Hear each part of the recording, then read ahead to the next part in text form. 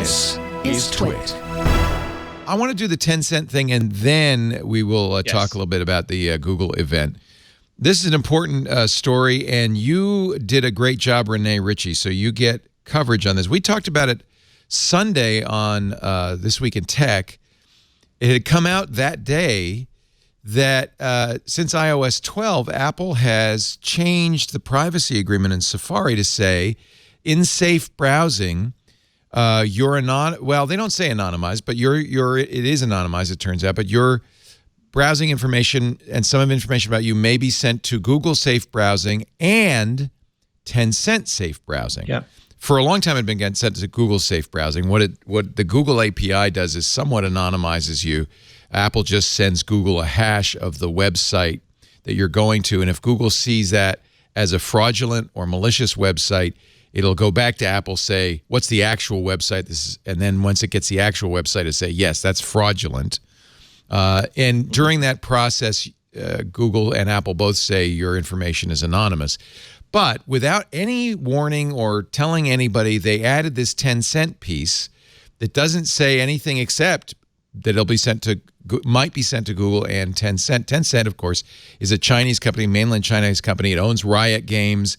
They're the ones who have shut down any mention of Hong Kong.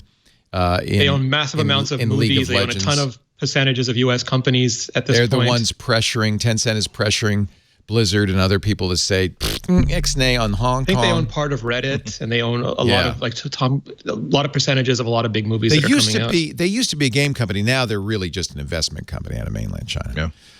But you went and asked Apple about this, and I'm glad you did because they clarified. They should have, by the way, still bad on Apple. They should have told everybody what they were up to and what it meant. You had to go ask them. What did they tell you? So it's long story short, which is hard in this situation, but Google works for most of the world, but Google effectively doesn't exist in China, and that's a whole other story to get into. So what Apple is doing to provide the same malicious website, fraudulent website detection in China is partnering with Tencent. They maintain a very similar list to what Google maintains, only they do it for websites that are located in China. In a perfect world, Apple would have their own list, or DuckDuckGo would have a list, but they don't. So they outsource that to Google everywhere outside of China, and Tencent inside mainland China. And my understanding is they use a very similar technology in that they give hashed prefixes to the sites that you're going to, which creates a pool of sites. It's not totally anonymous. It's not specific though. It's out of this vast pool of websites.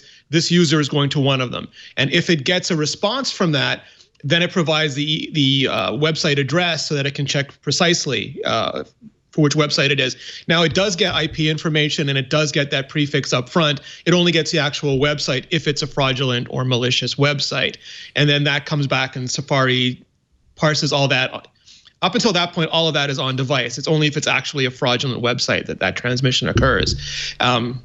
You can opt out of it by turning off fraudulent website protection, malicious website protection. That does mean that you will encounter potentially malicious websites. Although, have you ever? I've never had this warning ever. I've had it many times. Oh, okay. But it was usually erroneous. I found like it was either like one of our sites or another tech site that for some reason had been flagged erroneously by the system. That's interesting. Yeah. I think, well, I'm going to turn it off. Now, they were very clear. It only sends it to Tencent if you're in mainland China, if your region encoding and your region is set to mainland China, yeah. However, honestly, I don't even like the idea of it being sent to Google. Matthew Green, the cryptographer from Johns Hopkins, said, you know, it's what we call K-anonymity. It is perhaps not a perfect system. And I don't know if it really is that important for your safety. So obviously we'll leave that up to... And also Apple's not proxying it because, for example, with Siri, they don't see who's making the request. They see Apple making the request on behalf of Siri. And with a login with Apple, they create artificial anonymized relays. So there's probably a lot of room in this system to make it even more anonymous if it is something that Apple wants to provide and you believe that you're going to encounter those sorts of websites. And every person has to threat model this for themselves. If they're engaged in an activity where they believe, you know, for example, some groups are targeted by malicious websites to get malware put on their computers by various nations, by various groups. So if it's something that you think is likely to happen to you, you've got to do that threat model. Yeah. This is, you go into settings. This is, by the way, on all Safaris, iOS and desktop, right? If you go into the settings, you go to Safari, you'll have to scroll down a bit. It's kind of down towards the bottom. It's in the security and privacy and security settings, fraudulent website warning. If you tap, this is the thing that got people's concerned. If you tap the privacy settings, it says Safari may send information calculated from the website address to Google Safe Browsing and Tencent Safe Browsing to check if the website is fraudulent. These safe browsing providers may also log your IP address. It doesn't say Tencent only if you're in China. I imagine Apple will make that change at some point. But at the same time, even Google, maybe you don't want to send your IP address to Google because that's for every site, not the fraudulent sites, right? It's it's only if the prefix the hash prefix matches does that information get transited? Yeah. I don't know why Google needs your IP address. Well, it doesn't that it's needed. It's that it creates. So Safari does all this processing on device, but then in order to check the list, it sends it from your device, and because it's being sent from your device, they get the IP address. Yeah. Ironically, somebody in the chat room, Eric Duckman, says it's been there since iOS 12, and we just noticed. Yeah, that just shows you how much we read these things. Because of the China thing, people started looking. They're kind of aware. It raises awareness, and then everything starts to be checked. So it apparently is it's the same API Google uses for its safe browsing. Tencent's using. Yeah. So, again, anonymity. It's not perfect, but it's better than just sending everything over. We leave it up to you whether. But I don't think it's a tempest in a teapot. In fact, I said on Sunday before Apple's statement, I said this is going to be telling to see what Apple does about this and what Apple says about it.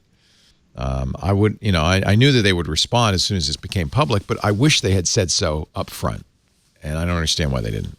Or explain the process, because if people don't see the process, it's not transparent. They can't understand it, and then everything, justifiably, everything looks scary. Yeah. Well, you called it FUD. I don't think it's FUD. I think it's justifiably concerning if Apple doesn't. I don't think it's FUD at all. I think certain reporting was very fuddy on it initially. It was people panicked in light of all the other China stuff going on and sort of lumped it and threw it together rather than breaking it down and seeing what was actually happening. I don't use Safari. I use Firefox. I turn off all tracking. I turn off all of the Google and Facebook and Twitter bugs and all of that stuff because I don't want everything I do sent back to anybody. I don't think anybody needs that information. So I'd leave that up to you. I know what I'm doing. Living dangerously, I guess.